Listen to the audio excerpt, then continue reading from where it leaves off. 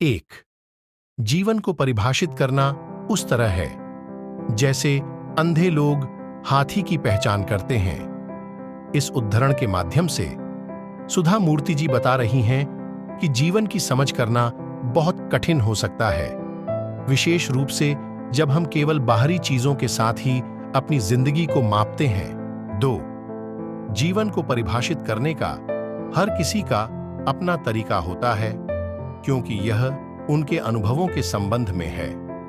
इस उद्धरण में सुधा मूर्ति जी हमें यह सिखाती हैं कि हर व्यक्ति का जीवन उनके अपने अनुभवों, सोच और दृष्टिकोण के आधार पर अद्वितीय होता है।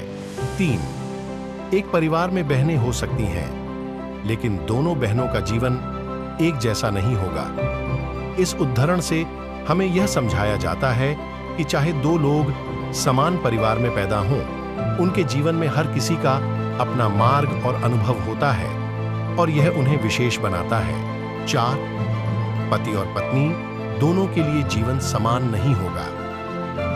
इस उद्धरण के माध्यम से सुधा मूर्ति जी हमें यह याद दिलाती हैं कि पति और पत्नी के बीच उनके व्यक्तिगत जीवन की एक एक धारा होती है, जिसमें वे अपने सपनों और लक्ष्यों की पूर्ति करते हैं।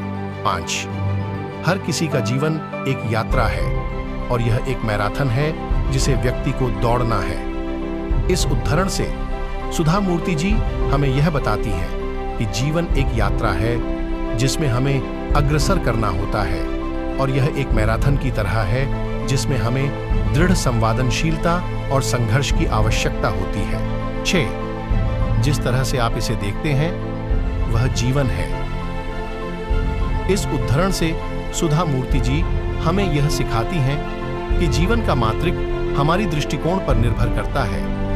हमारी सोच और दृष्टिकोण जीवन को कैसे देखते हैं वह हमारे जीवन को परिभाषित करते हैं। 7, जो आपको बेहतर या खुश बनाता है या संतोष है उसे जीवन कहा जाता है। इस उद्धरण के माध्यम से हमें यह सिखाया जाता है कि जीवन का मतलब खुशियों, संतोष और सुधार की ओर बढ़ना होता है, जिससे हम बेहतर और खुश जीवन जी सकते हैं। 8, जिस दिन की शुरुआत में मैं उठता हूं और कहता हूं, देखो आज मुझे कुछ ऐसा काम करने दो जो समाज के लिए उपयोगी हो, और दिन के अंत में मैं कहता हूं कि मैंने वह हासिल किया जो मैंने हासिल करना चाहता था। अगर मैंने इसका 80% हासिल कर लिया तो मुझे खुशी होती है और मुझे लगता है कि जीवन अच्छा होगा। 9, रोमांस आपके दिल में हर समय राज नहीं करेगा, यह कुछ समय की अवधि होगी। इस उद्धरण के माध्यम से सुधा मूर्ति जी हमें यह बता रही हैं कि रोमांस की जिंदगी में एक विशेष समय की अवधि होती है जब आपके दिल में प्यार और पूरे जोश के साथ एक खास राज्य बसता है, लेकिन यह हमेशा नहीं चलता। 10, रोमांस जीवन का एक हिस्सा है, लेकिन जिंदगी रोमांस से बड़ी है।